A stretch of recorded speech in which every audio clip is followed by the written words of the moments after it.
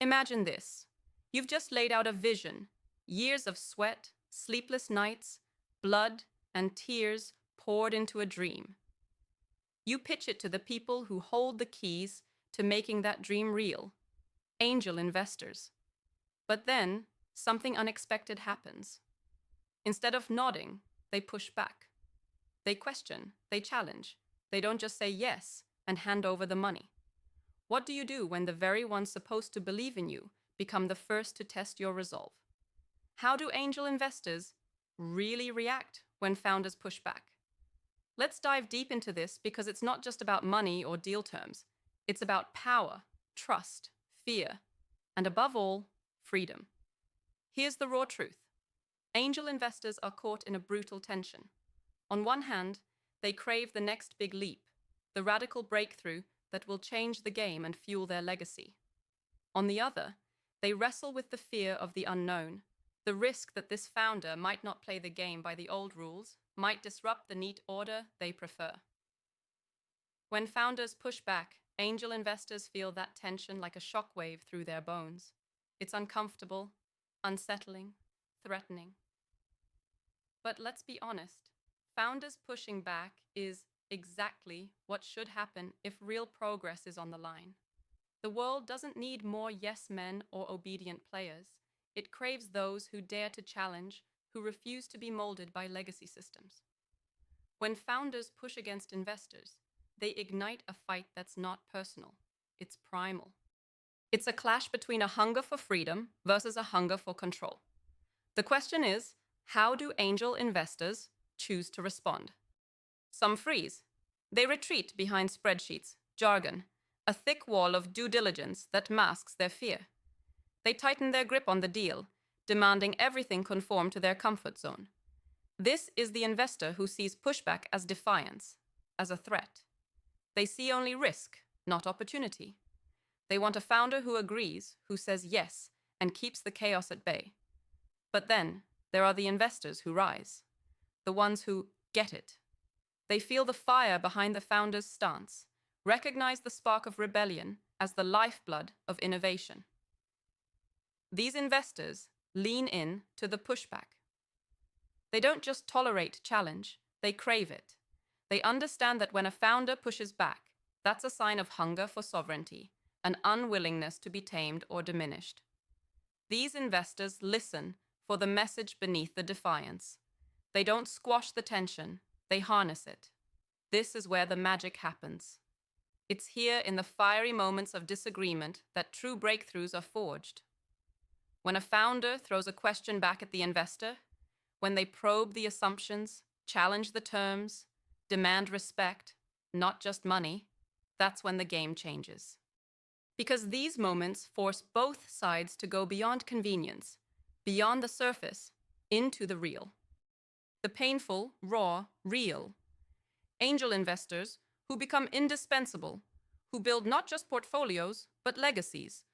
Those are the ones who practice what might seem counterintuitive. They invite pushback. They create space for it. Because they know that compliance kills innovation. Because they know the world doesn't need safe bets. It needs lions, rebels, firebrands who won't settle. Here's a critical insight few talk about. Pushback isn't opposition. It's a form of action. When founders push back, they're not just saying no. They're saying yes to something much bigger. Autonomy, clarity, respect. They're demanding that their vision isn't watered down. Their principles aren't sold off cheap. And when angel investors listen with open minds, not just ears, they tap into a powerful energy that can fuel a rocket. But this takes a kind of courage that's rare. Angel investors have to swallow the discomfort of losing control. They have to resist the urge to fit founders into neat little boxes or scripts. They must embrace the founder's unruliness, their refusal to be silenced. This is the exact opposite of what the old systems want. It's why many investors survive but never thrive. They settle for safety rather than power. For founders, pushing back feels like walking a tightrope. Too much resistance, and the deal evaporates. Too little, and they become puppets in a system that doesn't care about their soul. But the founders who succeed long-term? They don't just push, they connect through pushback. They build a relationship in that tension, showing investors they're not adversaries.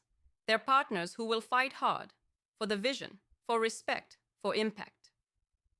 If you're an angel investor listening to this, here's something to burn into your mind. The future will be owned not by those who control and command, but by those who empower and collaborate with the rare individuals who refuse to bend. Your job is not to tame fire, but to keep the flame burning bright without letting it consume you or them. If you're a founder, don't let the fear of pushing back kill your fire. Your strength is in your voice, in your insistence on being heard. But remember, it's not about aggression or ego. It's about clarity and conviction.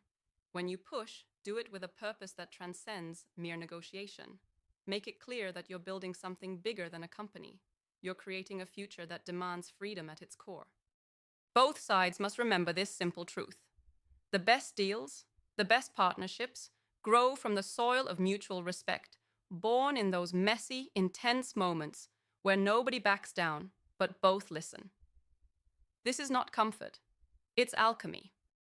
The alchemy of transformation. There's a deeper layer here. Angel investors are often trapped by their own conditioning, a need to look wise, to not appear risky, to keep their reputation sterile. They forget that greatness rarely comes polite, never comes quiet. It arrives raw, impatient, disruptive. Founders who push back remind investors not to become gatekeepers of comfort, but architects of possibility. How can investors turn this tension into their greatest asset? First, embrace active listening that goes beyond words. Feel the founder's energy, their fears, their unspoken dreams. Don't rush to fix, don't jump to judgment. Hold space for complexity. Then, respond with transparency.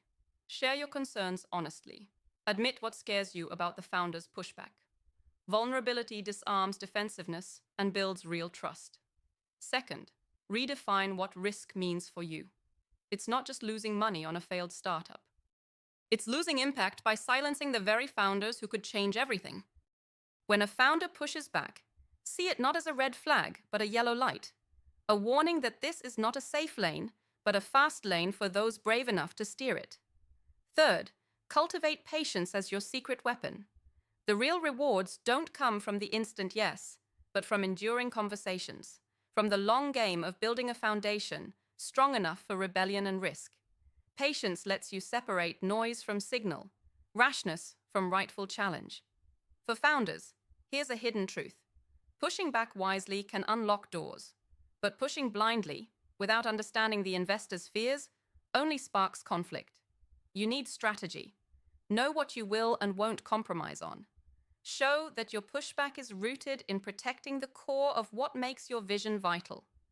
Invite dialogue that balances fire with reason. Remember, you want the investor with you because you're unstoppable, not in spite of it.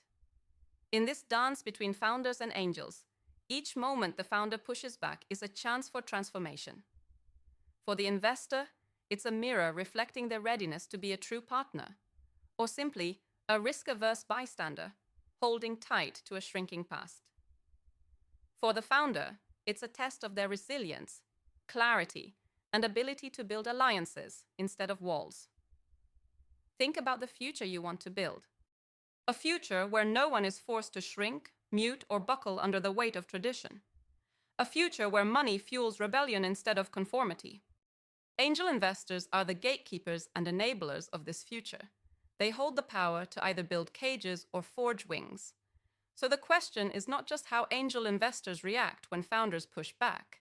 It's how they decide to react. Because every choice echoes far beyond the deal. It shapes the culture we live in, the kind of world we create together. Break the myth that investors must be controllers and founders must be compliant. That dynamic is poison.